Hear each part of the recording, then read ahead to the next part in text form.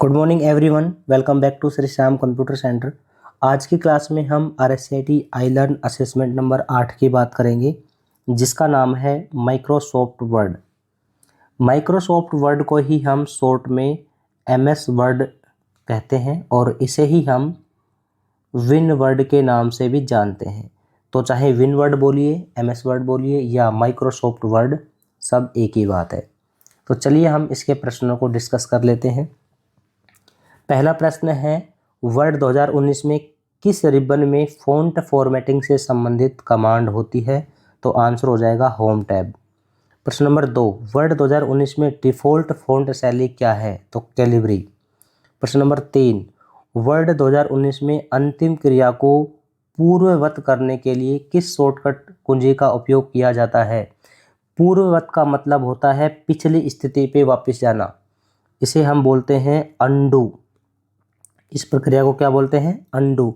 और अनडू के शॉर्टकट की क्या है? Ctrl+Z। अगर यही प्रश्न होता कि अंतिम क्रिया को अग्रवत करने के लिए, अग्रवत को हम बोलते हैं अगली स्थिति पे आना, अगली स्थिति पे जाना। तो अगली स्थिति पे जाने की प्रक्रिया को हम बोलते हैं रीडू।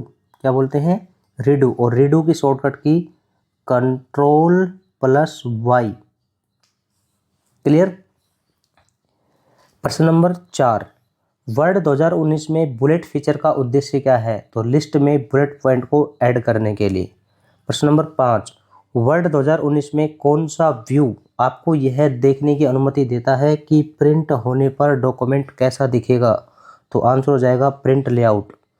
प्रश्न नंबर 6, वर्ड 2019 में कौन सी सुविधा आपको दस्तावेज में किए गए परिवर्तनों को ट्रैक करने की अनुमति देता है? तो आंसर हो जाएगा ट्रैक चेंज।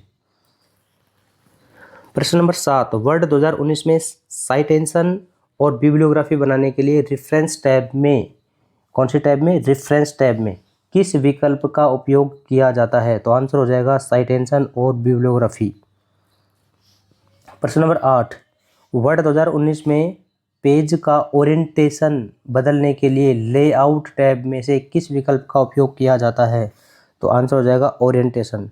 ओरिएंटेशन में भी दो विकल्प होते हैं। एक ओरिएंटेशन होती है पोर्ट्रेट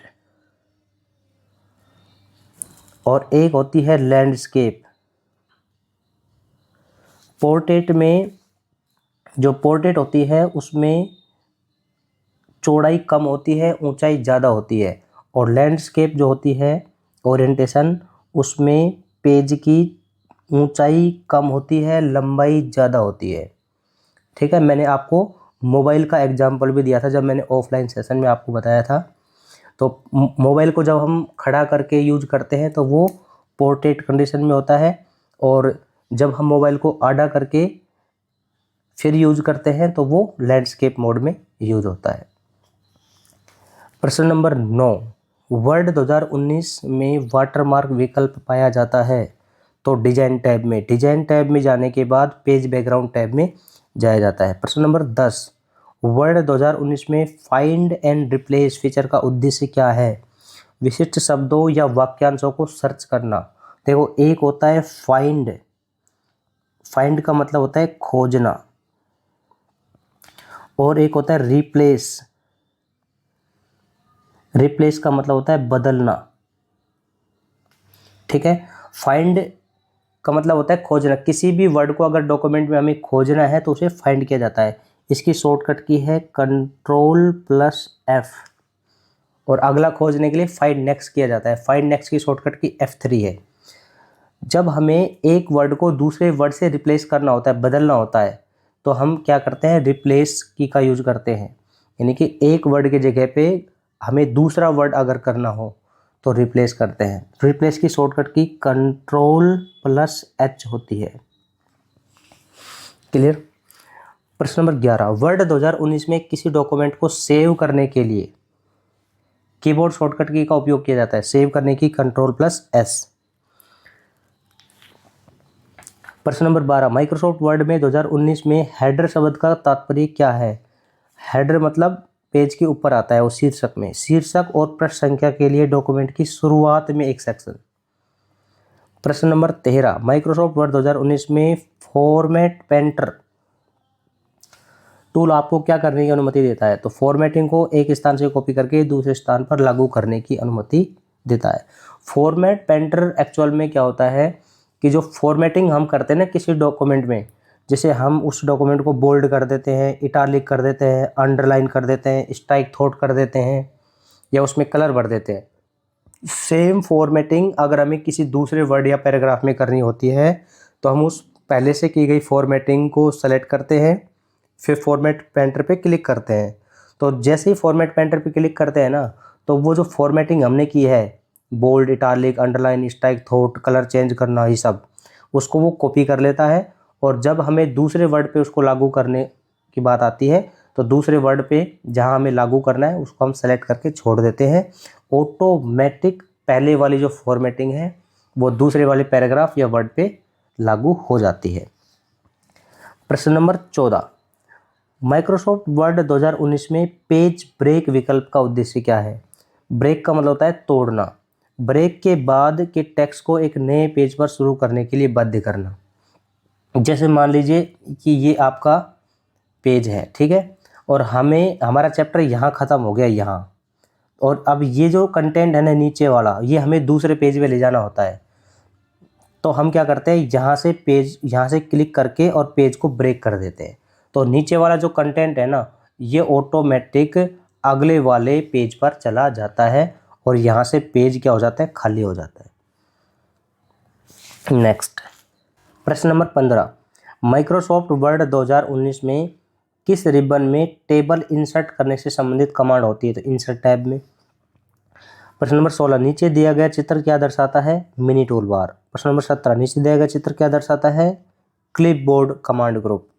प्रश्न नंबर 18, नीचे दिया गया चित्र क्या दर्शाता है? अन्य फाइल फॉर्मेट्स। ये अलग अलग प्रश्न है, ये आपको इनके जो ऑप्शन है इनके अकॉर्डिंग करने हैं। प्रश्न नंबर 19, नीचे दिया गया चित्र क्या दर्शाता है? Home tab. ये आपको दिख जाएगा, होम टैब का ही चित्र होगा। प्रश्न नंबर 20, नया डॉक्यूमेंट बनाने के लिए आंसर उपरोक्त सभी। प्रश्न नंबर 21, आप माइक्रोसॉफ्ट वर्ड 2019 में लाइन स्पेसिंग कैसे बदल सकते हैं? तो होम टैब में एक ऑप्शन होता है लाइन स्पेसिंग का, उस लाइन स्पेसिंग ऑप्शन का उपयोग करके आप लाइन स्पेसिंग चेंज कर सकते हैं। लाइन स्पेसिंग होता क्या है? दो लाइनों के बीच में जो स्पेस होता है ना, उसे हम लाइन स्पेसिंग बोलते हैं। सपोज करो, एक सेकेंड, सपोज करो कि ये दो लाइनें हैं, इन दोनों के बीच में जो गैप है ना, इसे हम लाइन का स्पेस बोलते हैं, लाइनों के बीच में जगह बोलते हैं। अगर मान लीजिए हमें बढ़ाना है तो हम क्या करेंगे, लाइन स्पेसिंग पे क्लिक करेंगे, वहाँ ऑप्शन आएगा 2, उसको सेलेक्ट कर लेंगे, इसमें से गैप और ज़्यादा बढ़ जाएगा। अगर हमें और ज़्यादा बढ़ाना है तो हम संख्या को और ज़्यादा बढ़ा देंगे, 2 की जगह 3 कर देंगे, तो ये और भी ज़्यादा बढ़ जाता है। कम करना हो तो हम लाइन स्पेसिंग पे क्लिक करेंगे और इसमें गैप वो कम कर देंगे। तो कहने का मतलब दो लाइनों के बीच में जितनी जगह होती है ना, उसको हम कम कर सकते हैं और ज़्यादा भी कर सकते हैं, इसे ही हम लाइन स्पेसिंग कहते हैं। नेक्स्ट प्रश्न, प्रश्न नंबर 22, आप फॉर्मेट पेंटर को बंद करने से पहले कई बार इसका उपयोग किसके द्वारा कर सकते हैं? Double click, format painter button पर डबल क्लिक करके। प्रश्न नंबर 23, निम्न में से कौन सी फ़ॉन्ट शैली नहीं है? सुपरस्क्रिप्ट। प्रश्न नंबर 24, निम्न में से कौन सी एंटिटी वर्ड प्रोसेस से संबंधित नहीं है? सेल्स, क्योंकि सेल्स जो होती है ना, वो MS एक्सेल में होती है। किसमें होती है? MS एक्सेल में। जब हम रो और कॉलम की बात करते हैं, जहाँ रो और कॉलम एक दूसरे को काटते हैं, तो उस क्षेत्र को हम क्या कहते हैं? सेल कहते हैं। प्रश्न नंबर 25, MS वर्ड के संदर्भ में सामान्य कंटेंट एक पत्र 100 प्राप्तकर्ताओं को भेजा जाना है। यदि प्रत्येक पत्र में व्यक्तिगत प्राप्तकर्ता का पता जोड़ना हो तो हम किसका उपयोग करेंगे? मेल मर्ज का। जब एक ही लेटर को बहुत सारे लोगों को मेल करना होता है तो हम उसकी पहले मेल मर्ज बनाते हैं, ठीक है। प्रश्न नंबर 26, MS वर्ड इसका उदाहरण है? तो MS वर्ड एक एप्लीकेशन सॉफ्टवेयर है। प्रश्न नंबर 27, डॉक्यूमेंट की बेसिक प्रॉपर्टी को मॉडिफाई करने के लिए आंसर उपरोक्त सभी। प्रश्न नंबर 28, डिफ़ॉल्ट रूप से MS वर्ड को कौन सा एक्सटेंशन दिया जाता है? तो .doc या .docx। .doc क्यों? क्योंकि ये डॉक्यूमेंट की शॉर्ट फॉर्म है। आपको पता होगा कि MS वर्ड में जब भी हम कोई फाइल बनाते हैं तो उसे हम डॉक्यूमेंट कहते हैं। क्या कहते हैं? डॉक्यूमेंट। तो तो इसी वजह से इसकी शॉर्ट फॉर्म में इसका एक्सटेंशन .doc होता है। प्रश्न नंबर 29, ऑब्जेक्ट के चारों ओर टेक्स्ट रैप करने के लिए आंसर 1 और 2 दोनों। प्रश्न नंबर 30, प्रिंट सेटिंग्स को मॉडिफाई करने के लिए आंसर 1 और 2 दोनों। नेक्स्ट प्रश्न, क्विक एक्सेस टूल बार प्रदर्शित करता है, तो इसका आंसर हो जाएगा आमतौर पर, अक्सर, उपयोग किए जाने वाले कमांड। ठीक है, आमतौर पर मतलब जिन कमांड्स की हमें बार बार आवश्यकता पड़ती है उसे हम क्विक एक्सेस टूल बार में इंसर्ट करा लेते हैं। क्विक का मतलब होता है जल्दी एक्सेस करना, यानी कि अगर किसी चीज़ को हमें बार बार आवश्यकता पड़नी है तो हम उसको ऑप्शन में जाके करने में टाइम लगता है, इसलिए उसको क्विक एक्सेस करने के लिए, जल्दी से एक्सेस करने के लिए हम क्विक एक्सेस टूल बार में उसको इंसर्ट करा लेते हैं। प्रश्न number 32, smart art graphic content को ऐड करने के लिए इसका आंसर हो जाएगा इंसर्ट स्मार्ट आर्ट, इसको सेलेक्ट करें और उसके बाद में लेआउट का प्रकार सेलेक्ट करें कि किस लेआउट में आपको करना है। प्रश्न नंबर 33, कट, कॉपी, पेस्ट आदि कमांड को किस नाम से जाना जाता है? Clipboard command group. एक प्रश्न एक बार मेरे याद आ गया, ऐसे भी आया था कि कट और कॉपी की गई कमांड कहाँ चली जाती है। आपको पता होगा कि जब हम किसी चीज़ को कॉपी करते हैं या कट करते हैं तो अगर उसके 10 मिनट बाद हम इसको पेस्ट करते हैं, मान लीजिए कि हमने अभी कॉपी कर लिया और हमें 10 मिनट का वेट किया, उसके बाद पेस्ट करते हैं तो भी वो पेस्ट हो जाती है। अब प्रश्न ये आता है कि भाई हमने कॉपी तो 10 मिनट पहले किया था या कट तो हमने 10 मिनट पहले किया था, तो वो 10 मिनट तक वो चीज़ कहाँ पर थी? भाई पेस्ट तो 10 मिनट के बाद हुई है ना, तो वो 10 मिनट तक वो चीज़ कहाँ पर थी? तो वो कहाँ पर थी? क्लिपबोर्ड ब्लॉक में। तो ध्यान रखना, कट और कॉपी की गई कमांड कहाँ चली जाती है? क्लिपबोर्ड कमांड में या उस ग्रुप में चली जाती है। प्रश्न नंबर 34, स्टाइल अप्लाई करने के लिए सबसे पहले हम होम टैब पे जाएंगे और स्टाइल ग्रुप में जाएंगे। उसके बाद में हमें बहुत सारी स्टाइल देखने को मिलेंगी, जैसे नॉर्मल, स्पेसिंग, हेडिंग, सब हेडिंग, बहुत सारी होती है।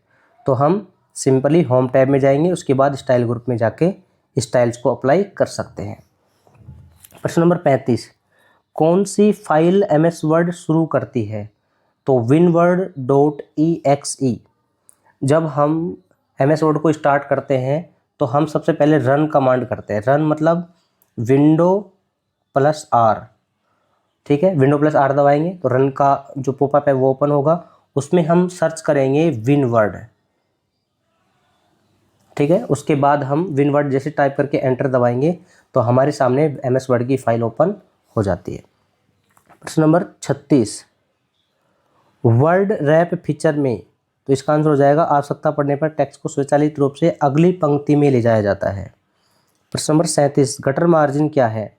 तो वह मार्जिन जो प्रिंटिंग करते समय पेज के बाइंडिंग पक्ष में जोड़ा जाता है।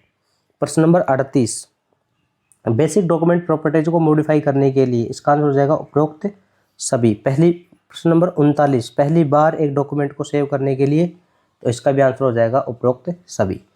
तो ये था हमारा आइलर्न असेसमेंट नंबर 8। तो नेक्स्ट की हम बात करेंगे अगले क्लास में। Thank you.